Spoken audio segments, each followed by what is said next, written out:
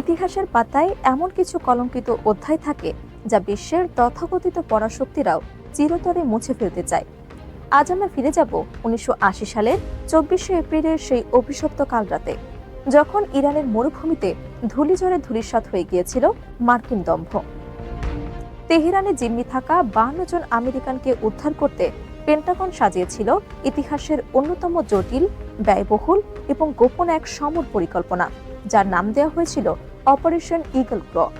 কিন্তু মিশন শেষে বিশ্ববাসী দেখল এক বিভৎস এবং লজ্জাজনক দৃশ্য। উদ্ধারের বদলে ইরানি মরুভূমির তপ্ত বালুতে পড়ে রইল মার্কিন কমান্ডোদের দগ্ধ দেহ, ধ্বংসপ্রাপ্ত দামি সব হেলিকপ্টার আর সুপার পাওয়ার আমেরিকার। কিন্তু সেই রাতে নিজেদের সহকর্মীর লাশ মরুভূমিতে ফেলে যান হাতে নিয়ে পালাতে বাধ্য হয়েছিল পেন্টাগন। আজকের বিশেষ প্রতিবেদনে আমরা ব্যবচ্ছেদ করব সেই ব্যর্থতার প্রতিটি রক্তক্ষয়ী ও বিতর্কিত মুহূর্ত। ঘটনার সূত্রপাত 1979 সালের 4 নভেম্বর। ইরানের ইসলামী বিপ্লবের উত্তাল সময়ে একদল বিক্ষুব্ধ ছাত্র তেহরানে অবস্থিত মার্কিন দূতাবাসে হামলা চালিয়ে 52 জন আমেরিকানকে জিম্মি করে। দিন গড়িয়ে মাস পার হলেও কূটনৈতিক আলোচনায় কোনো সমাধান আসছিল না। 5 মাস জিম্মি দশার পর তৎকালীন মার্কিন প্রেসিডেন্ট জিমি কার্টার চূড়ান্ত সামরিক পদক্ষেপের নির্দেশ দেন। পরিকল্পনাটি ছিল অনেকটা হলিউডের স্পাই থ্রিলার সিনেমার মতো। ওমান থেকে C-130 হারকিউলিস বিমানে করে কমান্ডোরা উড়বে, আর বিমানবাহী রণতরী লিমিটেজ থেকে রওনা দেবে 8টি শক্তিশালী RH-53D সি স্ট্রেলিয়ান হেলিকপ্টার। তাদের মিলনের জায়গা ঠিক করা হয় ইরানের তাবাস মরুভূমির গভীরে এক গোপন এলাকা, যার কোড নেম দেয় ডেজার্ট 1। পরিকল্পনা অনুযায়ী সেখান থেকে হেলিকপ্টারে করে তারা তেহরানে ঢুকে জিম্মিদের উদ্ধার করে নিয়ে আসবে। কিন্তু প্রকৃতি সম্ভবত সেদিন আমেরিকার পক্ষে ছিল না, বরং তাদের দম্ভ চূর্ণ করতেই যেন ওত পেতেছিল। রাত তখন গভীর।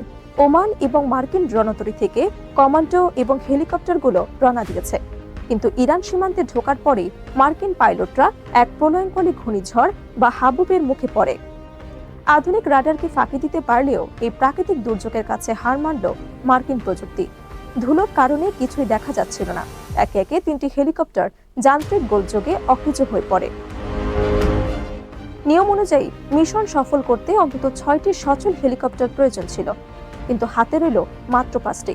পরিস্থিতির ভয়াবহতা বুঝতে পেরে field commander colonel Charlie Beckwith সরাসরি প্রেসিডেন্টকে কার্টারের সাথে যোগাযোগ করেন এবং মাঝপথেই মিশন বাতিলের নির্দেশ দেন। কিন্তু ট্র্যাজেডি তখনও বাকি ছিল। কিছু হটার জন্য যখন প্রস্তুতি নেওয়া হচ্ছিল, তখন মরুভূমির বুকে সৃষ্টি হয় এক নরককুণ্ড।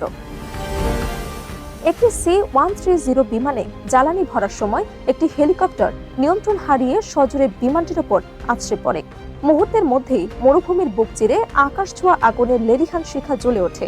সেই প্রচন্ড বিস্ফোরণ আর দাউ দাউ আগুনে জীবন্ত দগ্ধ হয়ে মারা যান 8 জন অভিজ্ঞ মার্কিন সেনা। আগুনের তেজ আর ইরানি বাহিনীর সম্ভাব্য পাল্টা হামলার ভয়ে মার্কিন কমান্ডোর মধ্যে চরম আতঙ্ক ছড়িয়ে পড়ে। তাদের প্রশিক্ষণ আর বীরত্বের কোনো চিহ্নই সেদিন দেখা যায়নি। পেন্টাগনের এই এলিট ফোর্সের সদস্যরা এতটাই দিশেহারা হয়ে পড়েছিল যে তারা নিজেদের প্রতি সহকর্মীদের মৃতদেহগুলো উদ্ধারের সামান্যতম চেষ্টাও করেননি। এমনকি অত্যন্ত গোপনীয় গোয়েন্দা নথি, সাইবার কোড, ম্যাপ এবং অত্যাধুনিক অস্ত্রে ঠাসা 5টি আস্ত হেলিকপ্টার ধ্বংস না করে তারা তড়িঘড়ি করে অন্য বিমানে উঠে পড়ে জীবন বাঁচাতে।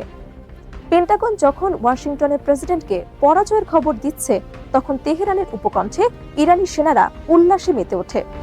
তারা মরুভূমিতে আবিষ্কার করে মার্কিন ফেলে যাওয়া লাশের সারি আর অক্ষত সব মার্কিন সামরিক সরঞ্জাম। পরদিন সকালে বিশ্ব মিডিয়াতে যখন সেই দগ্ধ মার্কিন সেনাদের লাশের ছবি প্রদর্শিত হয়, তখন হোয়াইট হাউসের ভীতি কেঁপে ওঠে। এটি কেবল একটি সামরিক ব্যর্থতা ছিল না, এটি ছিল আমেরিকার সামরিক সক্ষমতার উপর এক বিরাট বিশ্বজনীন প্রশ্নচিহ্ন। এই ঘটনার পর বিশ্বের কাছে প্রেসিডেন্ট কার্টারের ভাবমূর্তি ধুলোয় মিশে যায়, যা পরে তার নির্বাচনে পরাজয়ের প্রধান কারণ হয়ে দাঁড়ায়। কিন্তু পেন্টাগন কেন লাশ ফেলে এলো? কেন তারা গোপনীয় সরঞ্জাম ধ্বংস করল না? উত্তরটা ছিল অত্যন্ত করুণ।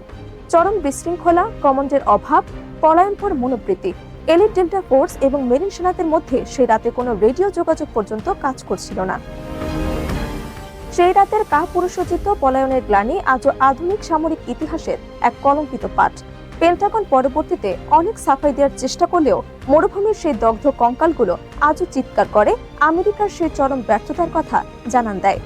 সহকর্মীকে ফেলে আসার যে পাপ সে রাতে পেন্টাগন করেছিল তা আজ মার্কিন সময়ের ইতিহাসের এক বড় শিক্ষা হিসেবে রয়ে গেছে। জিম্মিদের উদ্ধারের বদলে নিজেদের অস্তিত্ব সংকটে ফেলে পালানোর এই ইতিহাস আমেরিকা কোনোদিন ভুলতে পারবে না।